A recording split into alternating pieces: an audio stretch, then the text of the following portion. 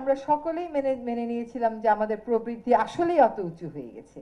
সকলেই মেনে নিয়েছিলাম যে আমরা আসলে সাংঘাতিক উন্নয়নের মহাসড়কে চলে গেছি। হঠাৎ করে দেশে রাসেল ভাইপার চলে আসলো। যখনই একটা রাজনৈতিক ডামাডোল হতো, মানুষ তার রাজনৈতিক অধিকার নিয়ে কথা বলতো, তখনই হয় রাসেল ভাইপার আসতো, নতুবা ওরকম একটা কিছু চলে আসতো। পট পরিবর্তনের পরে দেখেন ডাকাত একটা এপিসোড শুরু হলো। মনে আছে 8ই অগস্টের পরে রাদার সব বাড়িতে বাড়িতে ডাকাতি হচ্ছে।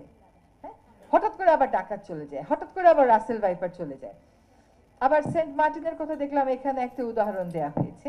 তো সবকিছু যদি বিবেচনা করেন, বিষয়টা হচ্ছে যে আমি যখন আমার মতন করে চালাবো দেশটা এবং আমি অন্য কাউকে কোনো স্কোপ দিব না, তখন কোন কোন প্রতিষ্ঠান আমি দখলে নেব, আমার নিয়ন্ত্রণে নেব, এটা আমি বুঝি। আমি বিচার বিভাগ নেব, আইন শৃঙ্খলা নেব, গণমাধ্যমও নেব।